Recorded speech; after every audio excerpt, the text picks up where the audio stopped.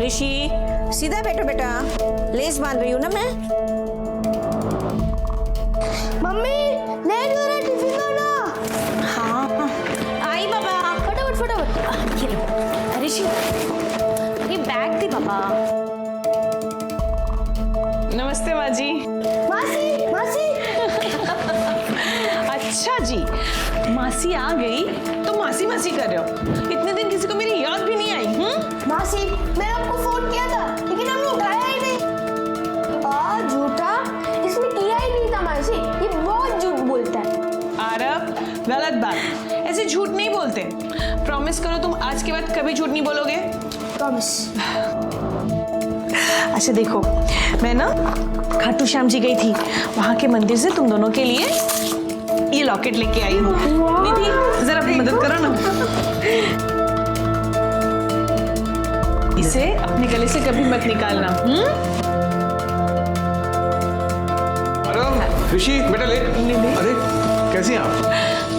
बड़े दिनों बाद हमारी याद है आपको। हाँ, खाटू श्याम जी के मंदिर गई थी। ये लीजिए प्रसाद। खाटू श्याम जी की मंदिर, अरे वहाँ का प्रसाद बहुत फेमस है, मेरा फेवरेट है। अच्छा बच्चों चलो स्कूल भी लेट, आगे चलते हैं, चलो बाय बाय। ये लो आ गया स्कूल।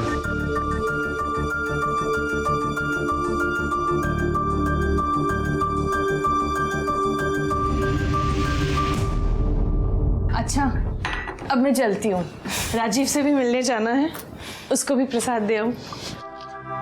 सुना है मेरी बहन ने मुझे याद किया।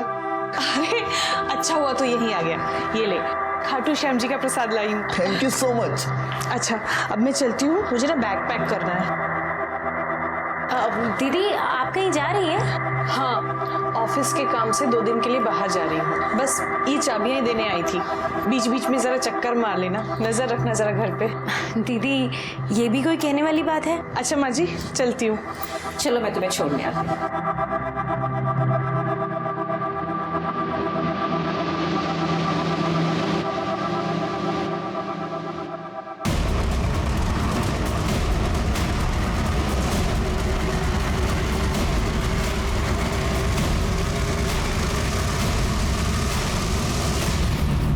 कौन है आप लोग? क्या चाहते आप लोग? अरे कहाँ लेके गए आप लोग? कौन है आप लोग? अरे अरे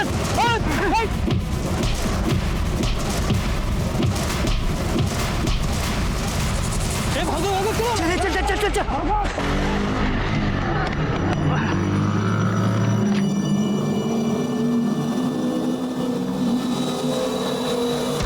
बेटा सुरेश, ये चोट कैसे लगी तुझे? अरे माँ बताया ना, मैं गिर गया था। मैं सचमुच गिर गया या मुझसे झूठ बोल रहा है? माँ झूठ बोलता तो तुम पकड़ नहीं लेती। हाँ चल झूठ है। माँ निधि कहाँ है? दिखाई नहीं दे रही। तो राजू के पास गई है ना? पापा आपको पता है आज मम्मी बहुत रो रही थी। माँ बिंदी आई थी क्या?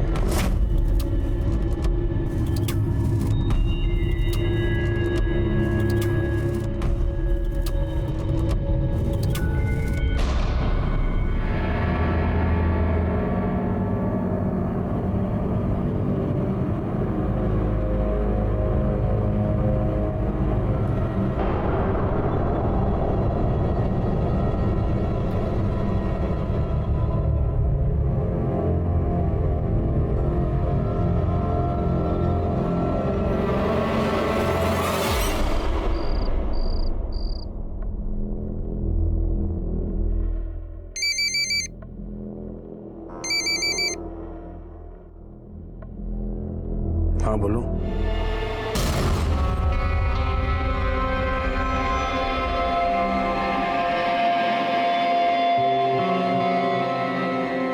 बस दिन में ऑफिस और रात में लैपटॉप। सुरेश कभी अपनी बीवी को भी देख लिया करो।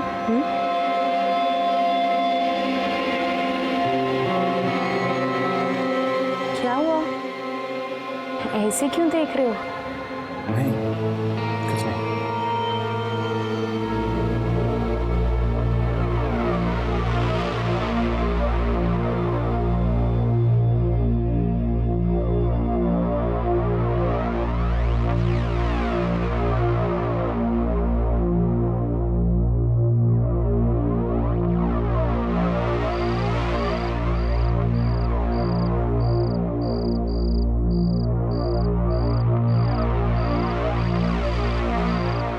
मैं सुरेश जायसवाल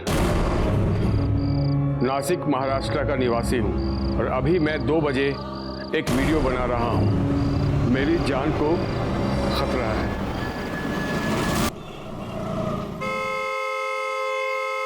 अरे कौन है ये नॉन स्टॉप हॉर्न बजा रहा है? जी कौन है? ए भाई साहब, क्या तबीयत खराब है भाई साहब? भाई साहब, अरे अरे जायसवाल साहब है। अरे किसने चाकू मार दिया? जायसवाल साहब, जल्दी फोन करो, एम्बुलेंस लो, जल्दी जल्दी। सुरेश, सुरेश कहाँ है सुरेश? सुरेश, नहीं सुरेश।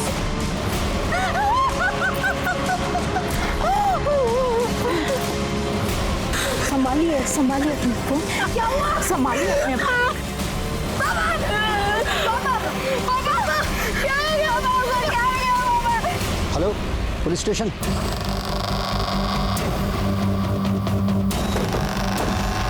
हटिए हटिए वहां से।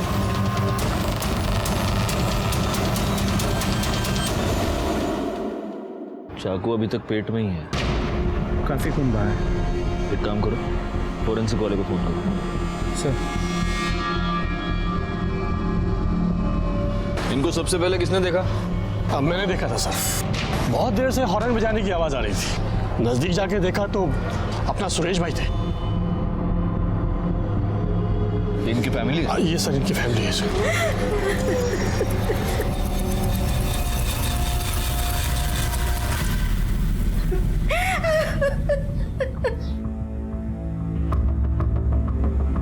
देखिए, मैं समझता हूँ कि इनकी फैमिली बहुत सदमे में है, लेकिन अगर हमें मर्डरर तक पहुँचना है तो हमें कुछ सवाल तो पूछने होंगे। वैसे आप कौन? सर मैं सुरेश जायसवाल जी का साला हूँ, नीति का कजिन ब्रदर, सामने वाले घर में रहता हूँ। ओके। अच्छा, मुझे एक बात बताइए, ये सुरेश जायसवाल एग्जैक्टली क्या काम करते थे? सर उनकी मनी लैंडिंग की फर्म थी। अच्छा, तो इस मनी लैंडिंग के सिलसिले में किसी के साथ कोई झगड़ा, कोई दुश्मनी, ऐसा कुछ? साहब, अगर कोई प्रॉब्लम होती भी तो वो हमें क्यों बताता? बहुत लायक बेटा था। हम लोगों को अगर कोई परेशानी होवे इसके लिए उसने आज तक कभी कुछ भी नहीं बताया हम लोगों को। वैसे ये सुरेश जायसवाल के पास उनका अपना लैपटॉप तो होगा, तो उनका लैपटॉप हमें सीज करना होगा। क्या हो गया भाई को?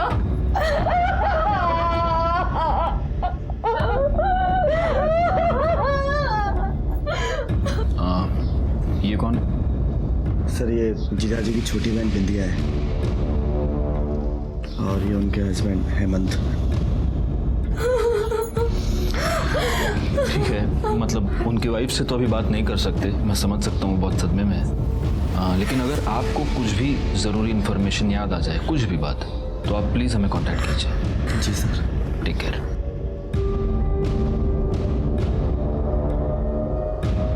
मासी,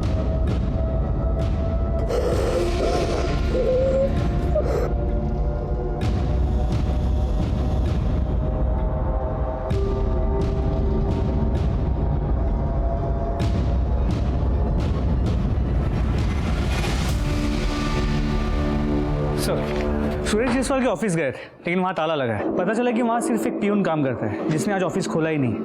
उसे पुलिस स्टेशन बुला लिया है पूछताछ के लिए। मुझे लगता है गायकवाड़, इस सुरेश जायसवाल का मर्डर किसी प्रोफेशनल रीजन की वजह से ही हुआ, मतलब पैसे का लेन देन वगैरह, और ये सब उसके फ़ोन से ही पता चलेगा। सर उसका फ़ोन अब तक अनलॉक नहीं हो पाया है, शायद थोड़ा वक्त लगेगा। तब तक एक काम करो, उसकी मोबाइल लोकेशन और कॉल डिटेल्स निकालो। सर सुरेश जायसवाल की पीएम रिपोर्ट और forensic report.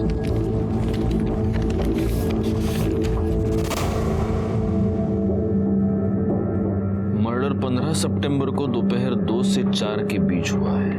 Cause of death excessive blood loss, जो कि चाकू के वार की वजह से हो सकता है। सर फॉरेंसिक रिपोर्ट के मुताबिक उसके कार में सिर्फ सुरेश के ही फिंगरप्रिंट्स मिले, लेकिन उसके पेट पे जो चाकू था उस पे सुरेश के अलावा एक 8 से 10 साल के बच्चे के फिंगरप्रिंट्स हैं।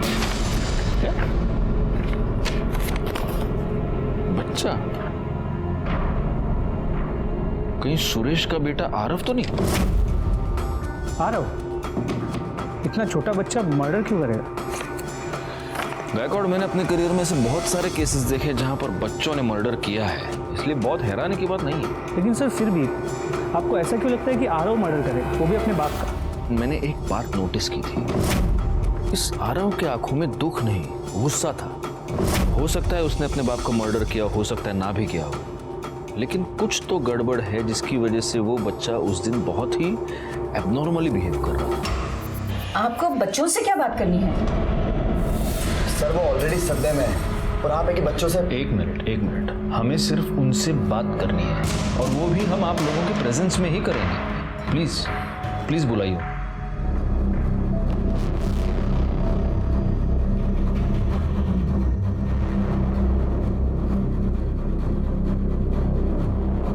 कैसे हो तुम दोनों? देखो, डरना बिल्कुल नहीं है। कल एग्जैक्टली क्या हुआ था, तुम दोनों ने क्या देखा? पापा हमें स्कूल में रहने नहीं आए थे। हमने सोचा कि हम खुद चलकर घर चले जाते हैं। फिर वहाँ जाके देखा तो संभालिए, क्या हुआ? संभालिए अपने देखो।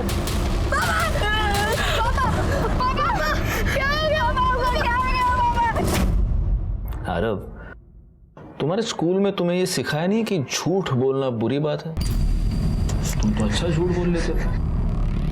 एक मिनट, आप कहना क्या चाहते हैं? मेरा बच्चा आपसे झूठ बोल रहा है? सर प्लीज, आपने कहा था कि आप सिर्फ बच्चों से बात करना चाहते हैं, लेकिन आप तो इन्हें डरा रहे हैं। ये कोई तरीका होता है इतने छोटे से बच्चे से बात करने का? तो मेरा बेटा चला गया और ऊपर से आप। एक मिनट बैकवर्ड। ये फॉरेंसिक की रिपोर्ट है। इस रिपोर्ट के मुताबिक आपके बेटे का खून जिस चाकू से हुआ, उस चाकू के हैंडल पर 8 से 10 साल के किसी बच्चे के फिंगरप्रिंट्स मिले। जी, हमें ऋषि और आरव के फिंगरप्रिंट्स लेने होंगे, और अगर इनमें से किसी के भी फिंगरप्रिंट्स उन फिंगरप्रिंट्स से मैच होते हैं तो हमें उस बच्चे को कस्टडी में लेना होगा।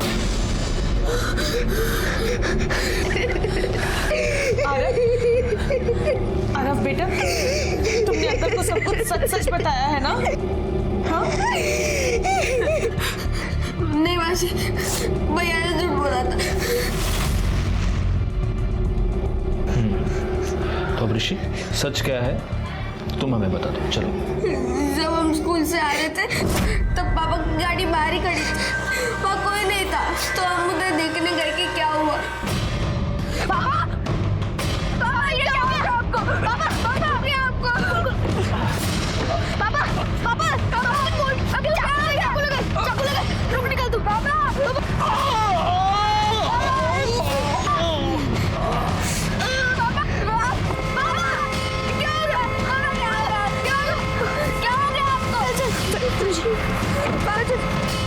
मैं और भैया वहीं छुपे थे।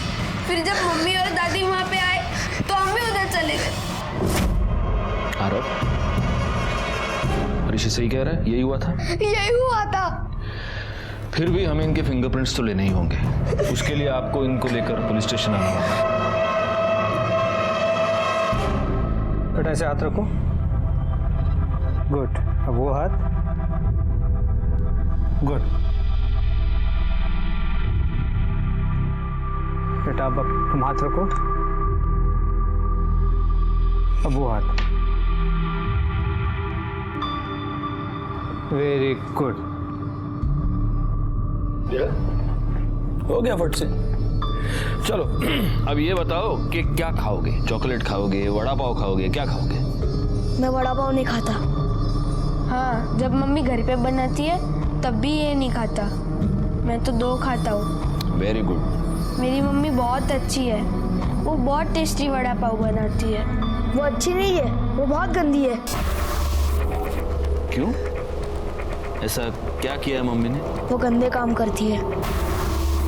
मतलब? वो राजीव मामा के साथ गंदे काम करती है। राजीव, कोई आ जाएगा, क्या कर रहे हो? राजीव छोड़ो ना मुझे।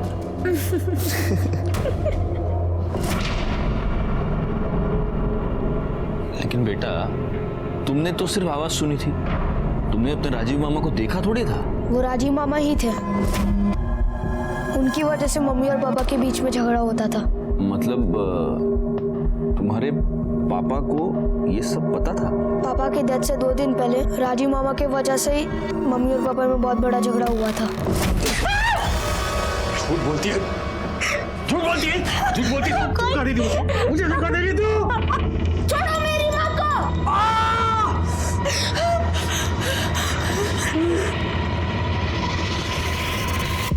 मम्मी गंदी नहीं है, पापा गंदे थे। क्यों? वो मम्मी को मारते थे इसलिए? हाँ, वो रोज शराब पी के मम्मी को मारते थे।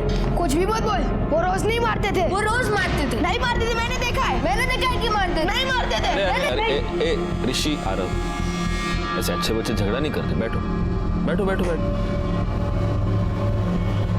अरे वाह ऋषि, तुम्हारे गले में लॉकेट तो बहुत प्यार। अरे सेम, दोनों के गले में सेम लॉकेट है। वाह, वेरी नाइस। अच्छा आरव, चलो अब मुझे एक बात बताओ, कल तुम इतना गुस्सा क्यों थे? बोलो। देखो, अगर तुम बोलोगे नहीं तो तुम्हारे फादर के मर्डरर को हम कैसे पकड़ेंगे? तुम नहीं चाहते वो पकड़ा जाए? हाँ बोलो। मुझे पता है राजीव मामा ने ही पापा को मारा होगा, इसलिए मैं इतना गुस्से में था।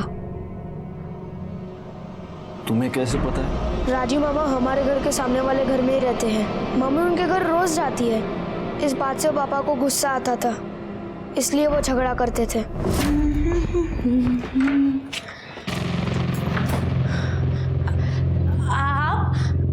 आप आज जल्दी आ गए?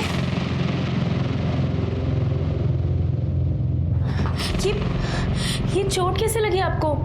बोलिए ना, कुछ बोल क्यों नहीं रहे? मैंने सुना तू रो रही थी आज।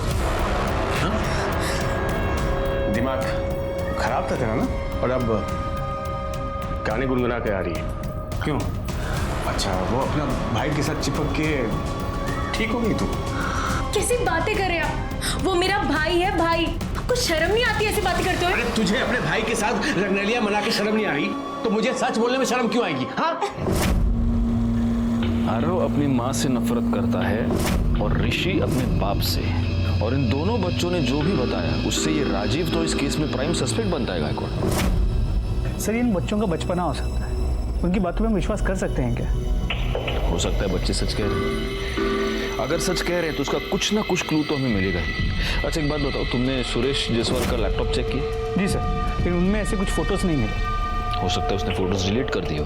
गायकवाड़, सबसे पहले एक काम करो, निधि और राजीव दोनों के कॉल रिकॉर्ड्स और मोबाइल लोकेशन निकालो। सर, सुरेश के घर के पास से हमें 2 CCTV फुटेज मिले, जिनमें से एक 1.5 किलोमीटर के अंतर पर है और दूसरा 500 मीटर। ओके सर, ये वो 1.5 किलोमीटर दूर वाला CCTV फुटेज है।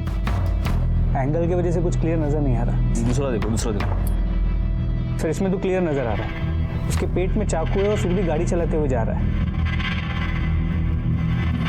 एक बात बताओ गायकवाड़, ये बच्चों का स्कूल इसके घर से कितनी दूरी पर है? सर 700 मीटर, शायद इन दोनों कैमरास के बीच। तो ये हो सकता है कि सुरेश जायसवाल ने इन दोनों बच्चों को स्कूल से पिकअप किया, इन बच्चों ने ही सुरेश को चाकू मारा और फिर बच्चे भाग गए। या फिर ये भी हो सकता है कि स्कूल के आसपास किसी ने सुरेश पर अटैक कर दिया। लेकिन सर, सुरेश के मोबाइल रिकॉर्ड्स के मुताबिक उसे आखिरी कॉल गोखले चौक के एक PCO से किया गया। उसके मोबाइल लोकेशन के मुताबिक वो वहाँ गया भी था और वहाँ से वो घर लौटा, जहाँ वो अपनी गाड़ी में मरा हुआ मिला। तो ये हो सकता है कि इस PCO के आसपास ही किसी ने उस पर अटैक कर दिया हो। एक काम करो, उस PCO वाले से पता करो, देखो उसको उस बंदे का चेहरा याद है क्या जिसने सुरेश जायसवाल को कॉल किया था? हो सकता है उसे कुछ याद हो। सर, सुरेश जायसवाल का प्यून प्रकाश आया, भेजो उसे। नहीं साहब, ऑफिस में कुछ नहीं है साहब। ऐसे कैसे कुछ नहीं है? अरे कुछ तो होगा ना, क्या सिर्फ टेबल कुर्सी ऑफिस में? किसी क्लाइंट की फाइल, हिसाब किताब कुछ तो होगा। साहब मेरी बात का यकीन कीजिए साहब, वहाँ कुछ नहीं है। फाइल तो क्या, किसी के नाम का एक कागज तक नहीं है सर। अगर आपको विश्वास हो तो आप चलकर खुद देख लीजिए। मैंने कहा था ना गायकवाड़, मनी लेंडर आदमी है, पीछे कोई भी सबूत नहीं छोड़ेगा। अच्छा एक बात बताओ, तुम्हारे साहब का किसी से कोई झगड़ा था? मतलब तुमने कुछ देखा हो ऑफिस के अंदर, ऑफिस के बाहर, कहीं भी कुछ भी? साहब बाहर का तो कुछ पता नहीं है, लेकिन कुछ दिन पहले उनकी बहन और जीजा आए थे सर। हिस्से के नाम पे मुझे मिला ही क्या है? हाँ, हिस्से के बाद भी बहुत कुछ दिया है मैंने तुम्हें। क्यों नहीं दिया मैंने, बताइए। इनसे क्या बात कर रहे हो? मुझसे बात करो, मुझसे। क्या प्रकाश, पानी दिया ना? जाओ। चुप क्यों जीजा जी? बताइए। ठीक है, मैं बता देता हूँ। वो मैंने पिछले 2 साल में सुरेश से 2 करोड़ रुपए उधार लिए हैं। हाँ तो अपने जीजू को थोड़ा सा क्या दे दिया तो इतना सुना रहे हो, और अपने साले को इतना बड़ा घर दे दिया, उसका क्या? वो घर मैंने नहीं, पापा ने दिया था उसे, और पापा के डिसीजंस के अगेंस्ट में जा नहीं सकता, समझी तुम? पापा का बहाना मत बनाओ, साफ साफ बोलो कि तुम जोरू के गुलाम हो और अपने साले से वो घर वापस नहीं ले सकते। थोड़ा सोच समझ के बोलो तुम क्या बोल रही हो। एक काम कीजिए, आप लोग यहाँ से जाइए। जितना कर सकता था कर चुका हूँ मैं, अब मैं तुम लोगों के लिए कुछ नहीं कर सकता। खड़ी क्यों? जाइए। सर, गुस्से में बोली गई बात का मतलब ये नहीं होता कि मैं अपने सगे भाई को मार दूं, और मैं वहां पे अपने हक मांगने के लिए गई थी। और जब तुम्हें तुम्हारा हक नहीं मिला तब तुमने अपने भाई को मार दिया। सर, मैं क्यों मारूंगी उसे? 15 सितंबर को दोपहर 2 से 4 के बीच तुम कहाँ थी? घर पर। और तुम? मैं बाहर गया हुआ था सर। कहाँ? सर, मैं अपने दोस्त रमेश पाटिल से मिलने गया था सर। फोन लगा उसको। सर, उसका फोन चल नहीं रहा है। एड्रेस दो। सर, नासिक में है ही नहीं, वो राजस्थान गया सर किसी काम से। राजस्थान गया तो अपना घर उठाकर साथ ले गया क्या? घर का एड्रेस दो। रानी, एड्रेस ज्ञान झगड़ना। तुमने सुरेश जायसवाल को धमकी दी और उसके 4 दिन बाद उसका मर्डर हुआ। तुम दोनों इस केस में प्राइम सस्पेक्ट हो। जब तक ये केस सॉल्व नहीं होता तुम में से कोई भी नासिक छोड़कर जा नहीं सकता। हेमंत के कॉल रिकॉर्ड्स और मोबाइल लोकेशन निकालो, चेक करो ये सच बोल रहा है या नहीं। सर, और ये भी पता करो कि उसका दोस्त वो रमेश पाटिल वो वाकई राजस्थान गया है या नहीं, क्योंकि मुझे ये हेमंत बड़ा गड़बड़ आदमी लगा। सर, सुरेश जायसवाल का फोन अनलॉक हो गया, देखिए इसमें क्या मिला। अगर मुझे कुछ हो जाता है तो उसके जिम्मेदार ये 4 लोग होंगे। ओरिजिन सॉल्यूशन के ओनर रोहन लौस्कर, नवीन गडकरी, इन दोनों को मैंने 10 करोड़ रुपए दिए थे और पिछले 8 महीने से इन्होंने मुझे एक भी इंटरेस्ट नहीं दिया है। और तीसरा है सीनियर इंस्पेक्टर मकरंद सिंधे, जिसने मेरे साथ 2 करोड़ इन्वेस्ट किए हैं। और चौथा एस्टेट एजेंट धनंजय पाटिल, जिसने मेरे साथ 5 करोड़ इन्वेस्ट किए हैं। ये दोनों भी मेरी जान के पीछे पड़े हुए हैं, क्योंकि मैं इन्हें इंटरेस्ट नहीं दे पा रहा हूँ। अगर मुझे कुछ हो जाता है तो ये 4 लोग जिम्मेदार होंगे। अब तक मुझे ऐसा लग रहा था कि सुरेश जायसवाल का मर्डर घर के किसी आदमी ने किया है, लेकिन अब इस वीडियो से साफ है कि बाहर वाला भी कोई हो सकता है। एक काम करो भाई, इसने जिन लोगों के नाम लिए हैं, रोशन, नवीन और धनंजय, इन तीनों से तुम बात करो। तब तक मैं सीनियर पीआई मकरंद शिंदे से बात करता हूँ। क्या प्रूफ है आपके पास कि मैंने 2 करोड़ रुपए दिए थे? कोई भी आदमी वीडियो में कुछ भी कह देगा और आप यकीन कर लेंगे? नहीं, ऐसे कैसे यकीन करेंगे? और प्रूफ तो हमारे पास कुछ है नहीं। लेकिन कैसा है शिंदे साहब, आप भी जानते हैं हमारे डिपार्टमेंट के बहुत सारे लोग पास्ट में भी कुछ गलत सलत करते हुए पकड़े जाते हैं। मैं सिर्फ ये कंफर्म करना चाहता हूँ कि आप उन लोगों में से नहीं है। हाँ बताइए, कहाँ थे 15 तारीख को आप? 15 सितंबर को मैं सिन्नर में था और वहां पर गैर कानूनी तरीके से चलने वाले क्लिकर बार में मैंने रेड की थी, और इसका प्रूफ आपको आसानी से मिल जाएगा। जी बिल्कुल, लेकिन कैसा है, जब तक ये इन्वेस्टिगेशन खत्म नहीं हो जाती, you are one of the suspects. जब सबूत मिल जाए तो मुझे कॉल कर देना, मैं आ जाऊंगा।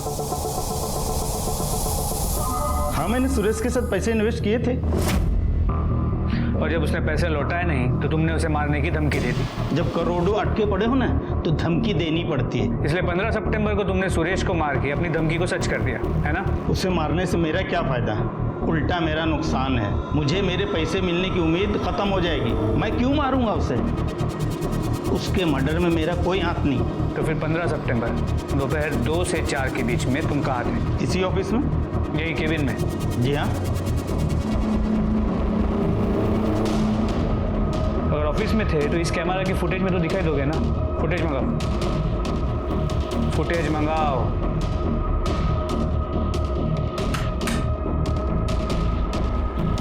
जी सर। 15 सितंबर को इस कैमरा की फुटेज लेके आओ। सर, सीसीटीवी तो पिछले 1 हफ्ते से बंद पड़ा है। फुटेज कहाँ से आपको? केस खत्म होने तक तुम शहर छोड़ के कहीं नहीं जाओ। सर, हेमंत झूठ बोल रहा है। 15 सितंबर को सुरेश का मर्डर हुआ। तब हेमंत जिस रमेश पाटिल से मिलने की बात कर रहा था। सर मैं अपने दोस्त रमेश पाटिल से मिलने गया था सर। वो तो पिछले 3 महीने से राजस्थान में, और इन्फॉर्मेशन हमें उनके घर वालों से ही मिली है।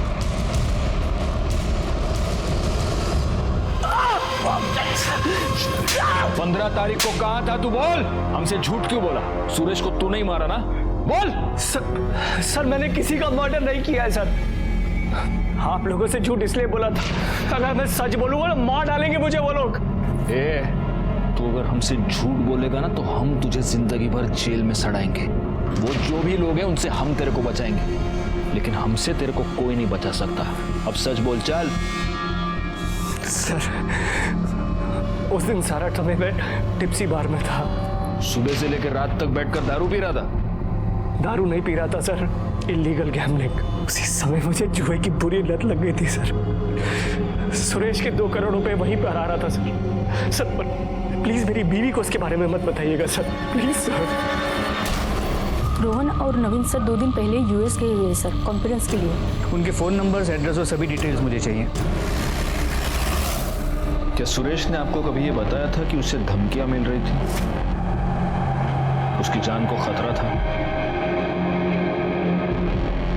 धमकियों के बारे में तो हमें कुछ पता नहीं, मगर हाँ, एक दिन वो घर जल्दी वापस आया था और उसे चोट भी आई थी। मैंने उससे पूछा कि ये कैसी चोट है, तो बोला कि मैं गिर गया। आपको भी उन्होंने कुछ नहीं बताया? नहीं, मुझसे भी कुछ नहीं कहा। सुरेश जायसवाल मर्डर केस में हमारे पास बहुत सारे सस्पेक्ट्स थे, लेकिन सबसे बड़ी मुश्किल ये थी कि ना हम इनमें से किसी को भी क्लीन चिट दे सकते थे और ना ही किसी के भी खिलाफ हमारे पास कोई ठोस सबूत था। जिस सस्पेक्ट के खिलाफ हमारे पास एक पक्का सबूत था वो था सुरेश का बेटा आरव। इसकी उंगलियों के निशान उस चाकू पर मिले थे जिस चाकू से सुरेश जायसवाल का मर्डर किया गया था। लेकिन एक बेटा अपने ही पिता का खून क्यों करेगा, खास तौर पे एक ऐसे पिता का जिसे वो पसंद करता था? इसी उधेड़-बुन में हमने सुरेश जायसवाल के कॉल रिकॉर्ड्स को दोबारा खंगाला। तब हमें यह पता चला कि पिछले कुछ दिनों से सुरेश जायसवाल महेश सावंत नाम के एक प्राइवेट डिटेक्टिव से लगातार टच में था और उसकी वजह चौंका देने वाली थी। सर इन दोनों का अफेयर चल रहा है। ये फोटोग्राफ्स आपने सुरेश जायसवाल को कब भेजी? सर मैंने 13 सितंबर को ईमेल की थी। 13 सितंबर मतलब उसके मरने से 2 दिन पहले? जी, एक्चुअली 15 सितंबर को हम फिर से मिलने वाले थे। मैं उन्हें कुछ और प्रूफ हैंड ओवर करने वाला था, मगर उससे पहले ही उनका मर्डर हो गया। कुछ और प्रूफ मतलब? ये कुछ घंटे के हिसाब से मिलने वाले होटल्स के बिल हैं जहाँ वो दोनों जाते थे, और इस पेन ड्राइव में उन होटल्स की सीसीटीवी फुटेज है जहाँ वो दोनों झूठे नाम से रूम लेते थे। मिस्टर सावंत, आपने ये जो भी इन्वेस्टिगेशन की है वो हमारे बहुत काम आएगी। Thank you so much.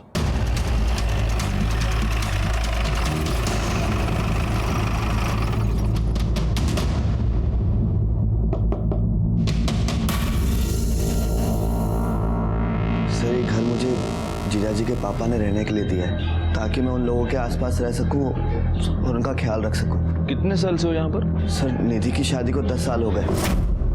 उसकी शादी के कुछ समय बाद ही मैं यहाँ आ गया था। अच्छा, और उसके पहले भी टच में थे? हाँ सर, निधि मेरे ताऊजी की लड़की है। सर बहन है मेरी, तो टच में तो रहूंगा ना। बस इतना ही? हाँ सर। गायकवाड़,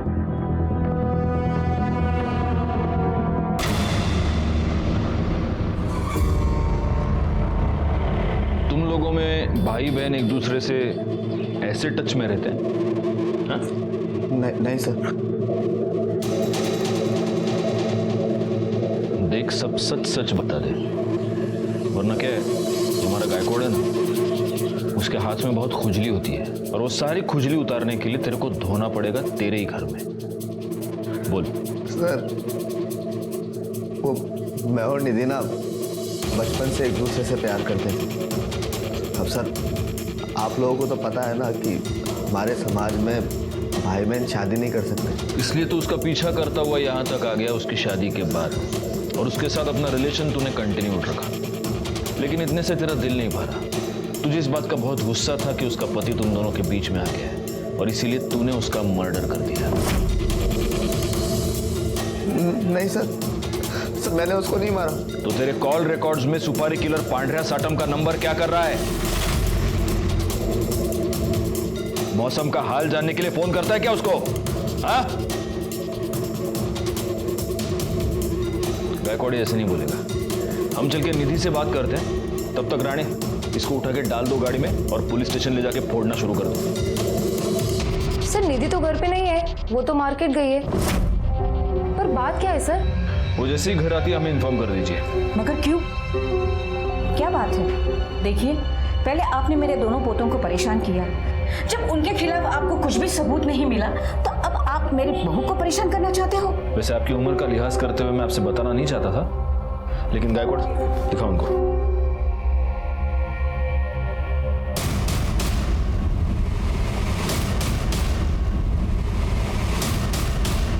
बच्चों, जल्दी से अंदर चले जाओ। वैसे कोई जरूरत नहीं है, ये बात सबसे पहले मैं उन्हीं से पता चली।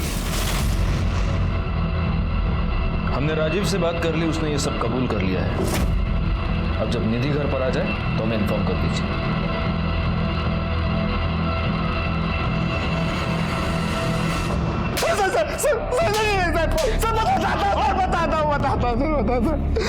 मैंने सुरेश को मारने के लिए गुंडे भेजे थे सर। अरे कहाँ लेके गए लोग? सर मैंने और निधि ने पूरी प्लानिंग कर रखी थी, कैसा क्या करें कि लोगों को हम पर शक ना हो और हम उसे अपने रास्ते से हटा दें। उस दिन चोट मुझे गिरकर नहीं लगी थी, बल्कि कुछ लोगों ने मुझ पर हमला किया था। क्या? आपने पहले क्यों नहीं बताया? सुरेश, मुझे ऐसा लगता है कि अगर आप बुरा ना माने तो एक बात कहूँ, आपको ना उन लोगों की एक लिस्ट बनाकर वीडियो रिकॉर्ड कर लेना चाहिए। देखिए, भगवान ना करे अगर कल को कुछ उल्टा सीधा हो गया तो हम उनके अगेंस्ट कुछ कर तो पाएंगे ना। तो वो वीडियो बनाने का आइडिया तुमने सुरेश को दिया था ताकि ब्लेम उन 4 लोगों पर आए, और वो वीडियो बनते ही दूसरे ही दिन तुमने सुरेश का मर्डर कर दिया। नहीं सर, मैंने सुरेश को नहीं मारा सर। गायकवाड़, इसको तब तक ठोकते रहो जब तक ये सच न बोले। नहीं सर। पांड्या का पता चल गया, उठा लो उसको।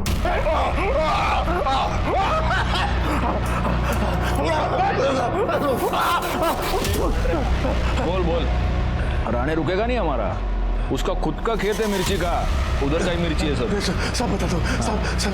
हाँ बोल बोल बोल। राजीव ने सुरेश की ठुकाई करवाने के लिए कहा था, तो मैंने अपने 4-5 आदमी बैठकर उसकी पिटाई करवा दी, और फिर साहब उसने बाद में उसको मर्डर करने के लिए कहा, तो सब मैंने अपने हाथ जोड़ दिए, मैंने मना कर दिया साहब। क्यों? हाथ क्यों जोड़े तूने? अचानक तेरे अंतरात्मा की आवाज जागृत हो गई। राणे, काला मिर्ची, हम भी अंतरात्मा की आवाज। बोलता मिर्ची मत खाइए, बोलता सब, क्योंकि साहब उसने मेरे पुराने पैसे नहीं दिए थे, सब खाली पॉकेट खाए को मैं किसी का मर्डर करूंगा साहब। हाँ, ये थोड़ा लॉजिकल लग रहा है। खैर, सुरेश को तूने मारा या नहीं है तो हम पता लगा के रहेंगे, लेकिन उस पर असॉल्ट करने के जुर्म में तो तू यहीं रहेगा और राणे के हाथ से मिर्ची खाता रहेगा। ठीक है सर। बिंदिया का फोन था, निधि घर पे वापस आ गई। 2 लेडी कांस्टेबल्स को लेके जाओ और निधि को यहाँ ले आओ।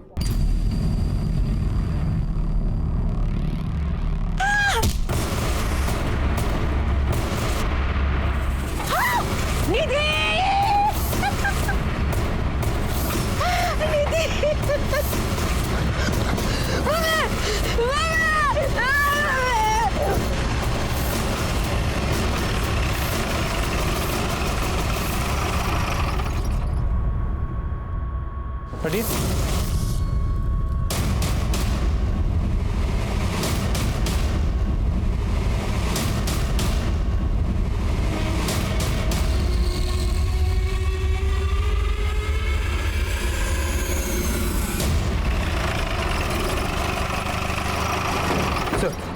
सर, पूछताछ से पता चला कि निधि रोज शाम को कपड़े कलेक्ट करने के लिए टेरेस जाती है, और आज भी गई। लेकिन उसके पहले बिंदिया और सुरेश की माँ ने उसे अपने और राजू के अफेयर के बारे में इतना कुछ सुना दिया कि काफी दुखी हो गई।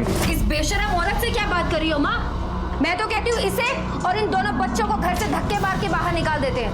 और कौन जाने कि ये दोनों बच्चे सुरेश भाई के हैं या फिर उस कमीने राजीव के। जा, दूर हो जाएगी नजरों से। तो हो सकता है उसी दुख में उसने टेरेस से कूद के सुसाइड कर लिया। गायकवाड़, पिछले 10 साल से बिना अपने पति की परवाह किए, बिना अपने बच्चों की परवाह किए ये अपने भाई के साथ अफेयर चला रही थी। आज अचानक से इसके मन में गिल्ट आ गया और इसने सुसाइड कर लिया। रानी, जरा पूरे घर की तलाशी लो, अगर कुछ भी सस्पिशियस मिलता है तो जब्त कर लो। मैडम, आप जरा बॉडी चेक कीजिए। एक बात बताओ गायकवाड़, जब ये वारदात हुई तब घर में कौन कौन था? सुरेश की माँ, उसकी बहन बिंदिया, दोनों बच्चे, आरव और ऋषि।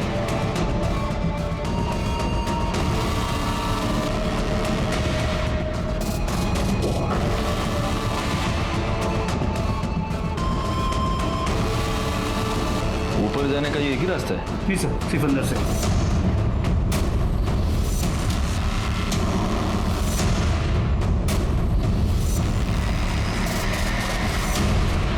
ये नीचे कूदी नहीं है गायकवाड़, इसे किसी ने धक्का दिया है, क्योंकि अगर ये खुद कूद जाती तो इतनी दूर जाकर नहीं गिरती, यहीं नीचे ही गिरती। लेकिन निधि को धक्का किसने दिया होगा? वैसे उसको मारने का मोटिव शांति देवी के पास भी हो सकता है, बिंदिया के पास भी हो सकता है।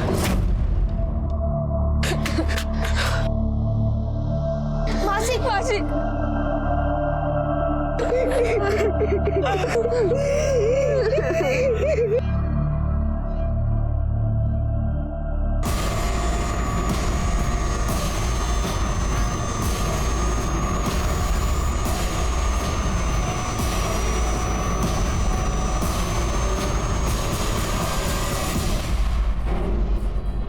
आरव, ये लॉकेट तुम्हारी है?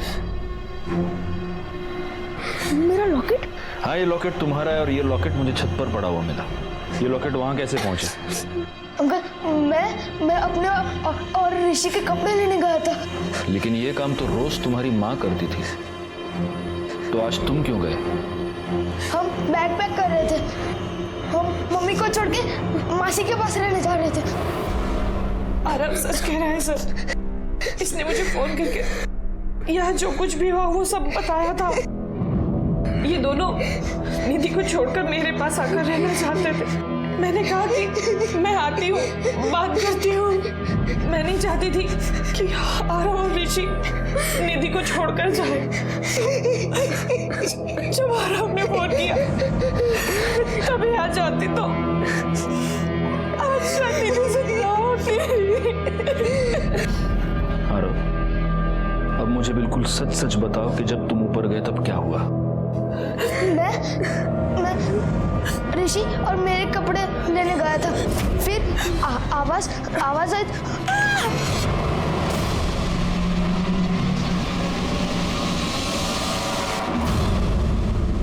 मैं इस बार झूठ नहीं बोल रहा हूँ। चुप हो जा बेटी। हाँ, एक बात बताइए, आपके किचन में जो पीछे का दरवाजा है ये हमेशा खुला ही रहता है? नहीं, बंद ही रहता है। तो फिर आज ये दरवाजा खुला क्यों है? किसने खोला? सर पता नहीं।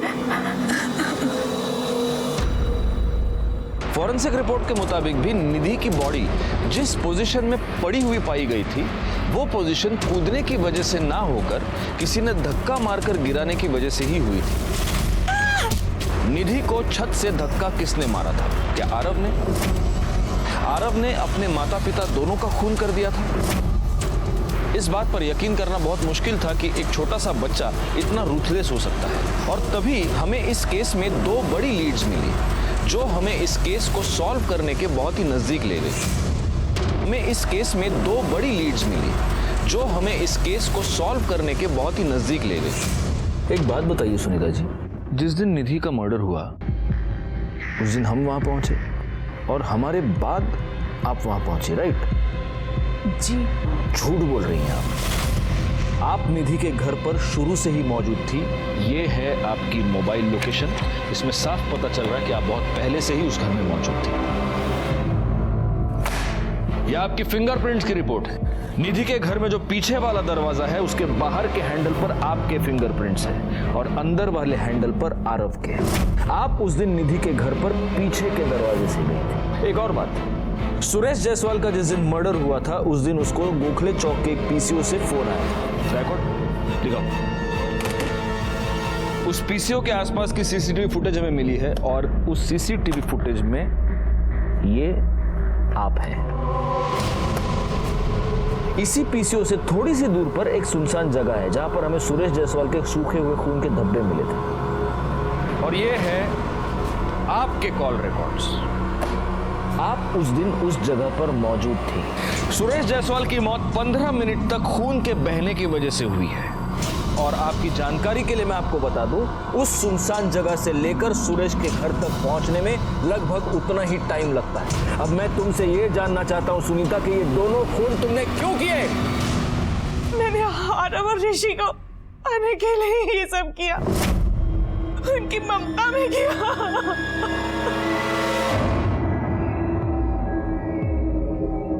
ये कैसी ममता है तुम्हारी? जिन 2 बच्चों से तुम बेहद प्यार करती थी, तुमने उन्हीं 2 बच्चों को अनाथ बना दिया और उनको अनाथ बनाने के बाद तुम उन्हें अपनाना चाहती थी। हाँ, मेरी शादी के 1 साल के अंदर ही मैं प्रेग्नेंट हो गई, फिर मेरे हस्बैंड की डेथ हो गई और मेरा मिसकैरेज हो गया।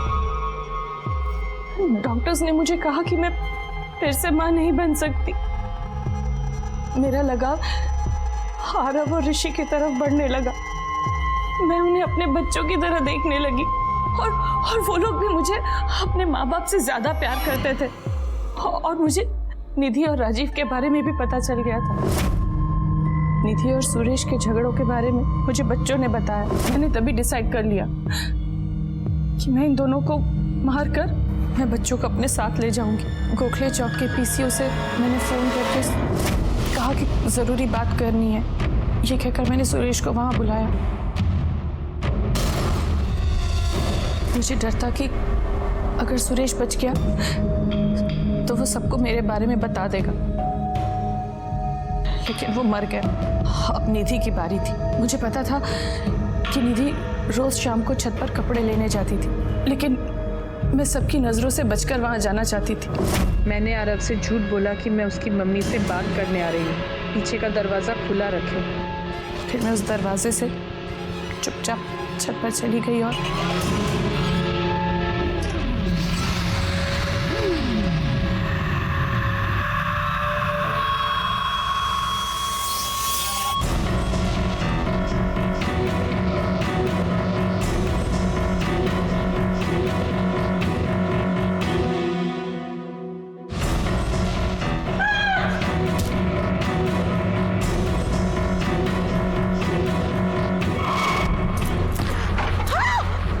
मैंने आरव के जाने का वेट किया और उसके जाने के बाद चुपचाप उसी दरवाजे से बाहर निकल गई। उसके बाद मैं आप लोगों के आने के बाद वहां पहुंची ताकि सबको यही लगे कि मैं तभी पहुंची थी और किसी को मुझ पर शक ना हो। मैंने ये सब आरव और ऋषि के लिए किया, लेकिन शायद मेरी किस्मत में वो है ही नहीं। सुरेश जायसवाल और निधि जायसवाल के मर्डर के जुर्म में मैं तुम्हें अरेस्ट करता हूँ सुनीता। क्यों गया? ये एक ऐसा केस था जिसमें एक छोटे से बच्चे से लेकर बड़ों तक सारे सस्पेक्ट्स थे, लेकिन अंत में जो गुनहगार निकला उस पे पूरी केस के दौरान हमारी कभी नजर ही नहीं पड़ी थी। एक सीधी साधी दिखने वाली औरत ने अपनी ही बहन और जीजा का खून कर दिया था उनके बच्चों को हथियाने के लिए। उसकी ये वाहियात इच्छा उसके लिए गुनाह की सबसे पहली दस्तक थी। उसे वो समझ नहीं पाई और अपने आप के लिए उसने जेल का रास्ता चुन लिया। खैर, मैं सीनियर इंस्पेक्टर राजेश जाधव आपसे विदा लेता हूँ। दोबारा मिलूंगा, तब तक सतर्क रहिए और देखते रहिए क्राइम पेट्रोल दस्तक, क्योंकि मकसद बताना नहीं, बचाना है।